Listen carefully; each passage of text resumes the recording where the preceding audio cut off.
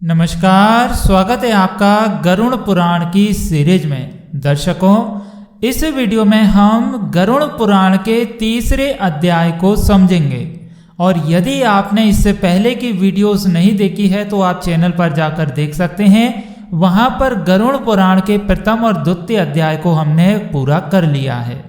तो गरुड़ जी ने कहा, हे केशव, यम मार्ग की यात्रा पूरी करके यम के भवन में जाकर पापी किस प्रकार की यातना को भोगता है, वह मुझसे बतलाइए।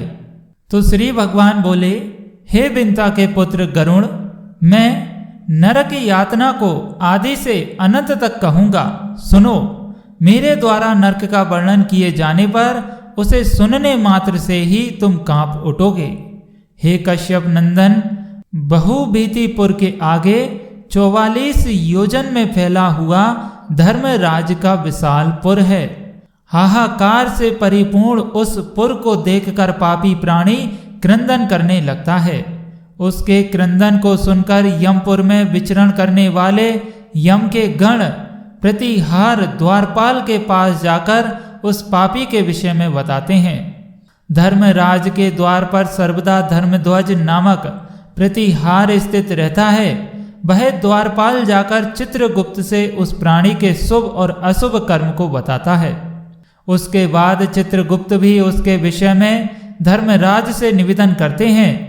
हे ताक्षर्य, जो नास्तिक और महापापी प्राणी हैं, उन सभी के विषय में धर्मराज यथार्थ रूप से भली भांति जानते हैं। तो भी वे चित्रगुप्त से उन प्राणियों के पापी के विषय में पूछते हैं। और सर्वज्ञ चित्रगुप्त भी श्रवणों से पूछते हैं। श्रवण ब्रह्मा के पुत्र हैं। वे स्वर्ग, पृथ्वी तथा पाताल में विचरण करने वाले तथा दूर से ही सुन एवं जान लेने वाले हैं। उनके नेत्र सुदूर के दृश्यों को भी देख लेने वाले हैं। श्रवणी नाम की उनकी पृथक पृथक पत्नियां भी उसी प्रकार के स्वरूप वाली हैं, अर्थात श्रवणों के समान ही हैं। वे स्त्रियों की सभी प्रकार की चेष्टाओं को तद्वत जानती हैं। मनुष्य छिपकर अथवा प्रत्यक्ष रूप से जो कुछ करता और कहता है, वह सब श्रवण एवं श्रवणियां चित्रगुप्त से बताते हैं। वे श्रवण और श्रवणियां धर्मराज के गुप्तचर हैं, जो मनुष्य के मानसिक, वाचिक और कायिक सभी प्रकार के शुभ और अशुभ कर्मों को ठीक ठीक जानते हैं। मनुष्य और देवताओं के अधिकारी वे श्रवण और श्रवणियां सत्यवादी हैं। उनके पास ऐसी शक्ति है जिसके बल पर वे मनुष्य कृत कर्मों के बतलाते हैं। व्रत, दान और सत्य वचन से जो मनुष्य उन्हें प्रसन्न करता है, उसके प्रति वे सौम्य तथा स्वर्ग और मोक्ष प्रदान करने वाले हो जाते हैं। वे सत्यवादी श्रवण पापियों के पाप कर्मों को जानकर धर्मराज के सम्मुख यथावत कह देने के कारण पापियों के लिए दुखदायी हो जाते हैं। सूर्य, चंद्रमा, वायु, अग्नि, आकाश, भूमि, जल, हृदय, यम, दिन, रात, दोनों संध्याएं और धर्म, ये मनुष्य के वृतांत को जानते हैं। धर्मराज चित्रगुप्त श्रवण और सूर्य आदि मनुष्य के शरीर में स्थित सभी पाप पुण्यों को पूर्णता देखते हैं। इस प्रकार पापियों के पाप के विषय में सुनिश्चित जानकारी प्राप्त करके यम उन्हें बुलाकर अपना अत्यंत भयंकर रूप दिखाते हैं। वे पापी यम के ऐसे भयंकर रूप को देखते हैं, जो हाथ में दंड लिए हुए बहुत बड़ी काया वाले भैंस के ऊपर संस्थित प्रलयकालीन मेघ के समान आवाज वाले काजल के पर्वत के समान बिजली की प्रभात वाले आयुधों के कारण भयंकर 32 भुजाओं वाले 3 योजन के लंबे चौड़े विस्तार वाले बावली के समान गोल नेत्र वाले और बड़ी बड़ी दाढ़ों के कारण भयंकर मुख, लाल लाल आंखों वाले और लंबी नक वाले हैं। मृत्यु और ज्वर आदि से संयुक्त होने के कारण चित्रगुप्त भी भयावह हैं। यम के समान भयानक सभी दूत उनके समीप पापियों के डराने के लिए गरजते रहते हैं। उन चित्रगुप्त को देखकर भयभीत होकर पापी हाहाकार करने लगता है। दान न करने वाला वह पापात्मा कांपता है और बार बार विलाप करता है। तब चित्रगुप्त यम की आज्ञा से क्रंदन करते हुए और अपने पाप कर्मों के विषय में सोचते हुए उन सभी प्राणियों से कहते हैं, अरे पापियों, दुराचारियों, अहंकार से दूषितों, तुम अविवेकियों ने क्यों पाप कमाया है? काम से, क्रोध से तथा पापियों की संगति से जो पाप तुमने किया है वह दुख देने वाला है। फिर हे मूर्ख जनों, तुमने वह पाप कर्म क्यों किया? पूर्व जन्म में तुम लोगों ने जिस प्रकार अत्यंत हर्षपूर्वक पाप कर्मों को किया है उसी प्रकार यातना भी भोगनी चाहिए। इस समय यातना भोगने से क्यों प्राण मुक्त हो रहे हो? तुम लोगों ने जो बहुत से पाप किए हैं वे पाप ही तुम्हारे दुख के कारण हैं। इसमें हम लोग कारण नहीं हैं। मूर्ख हो या पंडित, दरिद्र हो या धनवान और सबल हो या निर्बल, यमराज सभी से समान व्यवहार करने वाले कहे गए हैं। चित्रगुप्त के इस प्रकार के वचनों को सुनकर वे पापी अपने कर्मों के विषय में सोचते हुए निश्चेष्ट होकर चुपचाप बैठ जाते हैं।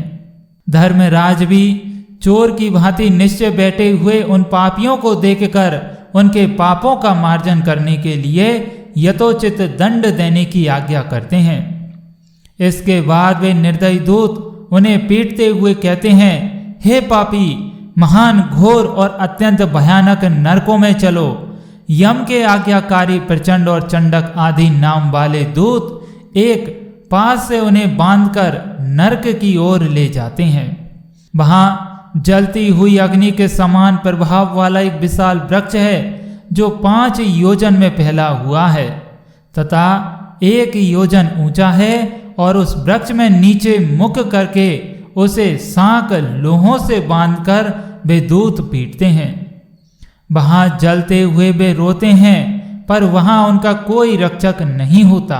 उसी सालमली वृक्ष में भूख और प्यास से पीड़ित तथा यमदूतों द्वारा पीटे जाते हुए अनेक पापी लटकते रहते हैं। वे आश्रय विहीन पापी अंजलि बांधकर, हे यमदूतों, मेरे अपराधों को क्षमा कर दो, ऐसा उन दूतों से निवेदन करते हैं। बार बार लोहे की लाठियों, मुकदरों, भालों, बख्शियों, गदाओं और मूसलों से उन दूतों के द्वारा भी अत्यधिक मारे जाते हैं। मारने से जब वे चेष्टा रहित और मूर्छित हो जाते हैं तब उन निश्चेत पापियों को देखकर यम के दूत कहते हैं, अरे दुराचारियों, पापियों, तुम लोगों ने दुराचरण क्यों किया? सुलभ होने वाले भी जल और अन्न का दान कभी क्यों नहीं किया? तुम लोगों ने आधा ग्रास भी कभी किसी को नहीं दिया और ना ही कुत्ते तथा कोये के लिए बलि ही दी। यहाँ बलि से मतलब है कि दान नहीं दिया।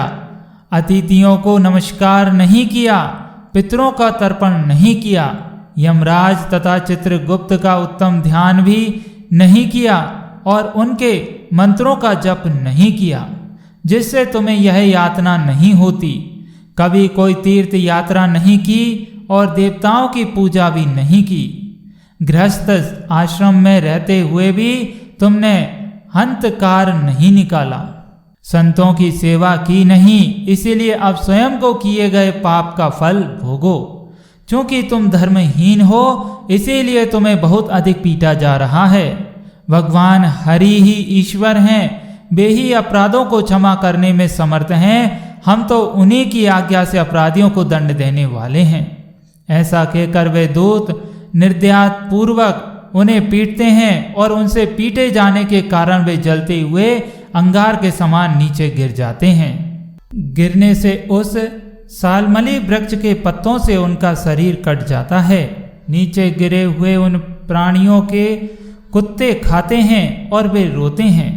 रोते हुए उन पापियों के मुख में यमदूत धूल भर देते हैं तथा कुछ पापियों को विविध पासों से बांधकर मुकदरों से पीटते हैं और कुछ पापियों को काष्ठ की भांति 2 टुकड़ों में काट दिया जाता है और कुछ को भूमि पर गिराकर कुल्हाड़ी से खंड खंड किया जाता है।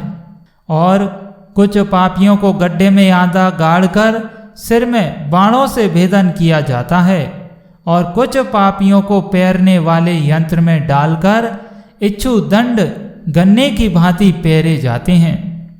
और कुछ को चारों ओर से जलते हुए अंगारों से युक्त उन्मुख जलती हुई लकड़ी से ढक करके लोह पिंड की भांति धधकाया जाता है। और कुछ को धीके खोलते हुए कुल्हाड़ी में और किसी को तेल के कड़ाहे में तले जाते हुए बड़े की भांति इधर उधर चलाया जाता है।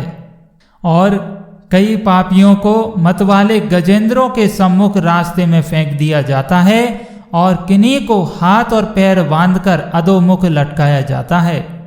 और किन्हीं को कुएं में फेंका जाता है तो किन्हीं को पर्वतों से गिराया जाता है। कुछ दूसरे कीड़ों से युक्त कुंडों में डुबो दिए जाते हैं जहां वे कीड़ों के द्वारा व्यतीत होते हैं। कुछ पापी वज्र के समान चोंच वाले बड़े बड़े कौओं, गिद्धों और मांस भेजी पक्षियों द्वारा सिरोदेश में, नेत्र में और मुख में चोंचों से आघात करके चोंचे जाते हैं या नोचे जाते हैं। कुछ दूसरे पापियों से ऋण को वापस करने की प्रार्थना करते हुए कहते हैं, मेरा धन दो, मेरा धन दो, यमलोक में मैंने तुम्हें देख लिया है, मेरा धन तुम्ही ने लिया है। नरक में इस प्रकार विवाद करते हुए पापियों के अंगों से सड़सियों द्वारा मांस नोचकर यमदूत उन्हें देते हैं। इस प्रकार उन पापियों को सम्यक प्रताड़ित करके यम की आज्ञा से यमदूत खींचकर तामसित्र आदि घोर नरकों में फेंक देते हैं। उस वृक्ष के समीप में ही बहुत दुखों से परिपूर्ण नरक है, जिनमें प्राप्त होने वाले महान दुखों का वर्णन वाणी से नहीं किया जा सकता। हे आकाश चरेन गरुण, नरकों की संख्या 84 लाख है। उनमें से अत्यंत भयंकर और प्रमुख नरकों की संख्या 21 है। तामसित्र, लोह शंकु, महागौरव, सालमली, रोरब, कुंडमल, काल सूत्रक, पुति मृतिक, संघात, लोहतोद, शविष्य, संप्रतापन, महानिरय, काकोल, संजीवन, महारथ, अवीची, अंधता मिस्त्र, कुंभीपाक, संप्रपातन तथा तपन, ये 21 नरक हैं। और ये सभी नरक अनेक प्रकार की यातनाओं से परिपूर्ण होने के कारण अनेक भेदों से ये परिकल्पित हैं। अनेक प्रकार के पापों का फल इनमें प्राप्त होता है और ये यम के दूतों से अधिष्ठित हैं। इन नरकों में गिरे हुए मूर्ख पापी अधर्मी जीव कल्प पर्यंत उन नरक यातनाओं को भोगते हैं जो तामिस्त्र और अंध तामिस्त्र तथा रोरवादी नरकों की जो यातनाएं हैं उन्हें स्त्री और पुरुष पारस्परिक संग से निर्मित कर भोगते हैं। इस प्रकार कुटुंब का भरण पोषण करने वाला अथवा केवल अपना पेट भरने वाला भी यहाँ कुटुंब और शरीर दोनों छोड़कर मृत्यु के अनंतर इस प्रकार का फल भोगता है। प्राणियों के साथ द्रोह करके भरण पोषण किए गए अपने स्थूल शरीर को यहीं छोड़कर पाप कर्म रूपी पात के साथ पापी अकेला ही अंधकार पूर्ण नरक में जाता है। जिसका द्रव्य चोरी चला गया है, ऐसे व्यक्ति की भांति पापी पुरुष देव से प्राप्त अधर्म पूर्वक कुटुंब पोषण के फल को नरक में आतुर होकर भोगता है। केवल अधर्म से कुटुंब के भरण पोषण के लिए प्रयत्नशील व्यक्ति अंधकार की पराकाष्ठा अंधतामिस्त्र नामक नरक में जाता है। मनुष्य लोक के नीचे नरकों की जितनी यातनाएं हैं, क्रम से उनका भोग भोगते हुए वह पापी शुद्ध होकर पुनः इस मृत्यु लोक में जन्म पाता है। तो इस प्रकार गरुड़ पुराण का यह 3य अध्याय यहाँ पर संपन्न होता है। हमें उम्मीद है आपके लिए वीडियो में दी गई ये गरुड़ पुराण की सीरीज पसंद आई होगी। वीडियो यदि अच्छी लगी है तो इसे लाइक करें, शेयर करें, आपके सवाल कमेंट जरूर करें और पहली बार हमारी वीडियो देख रहे हैं तो एस्ट्रोलॉजी और वास्तु ज्ञान यूट्यूब चैनल को सब्सक्राइब करके घंटी जरूर दबाएं ताकि आपको इसी तरह की और भी वीडियो मिल सके सबसे पहले। जय श्री राम।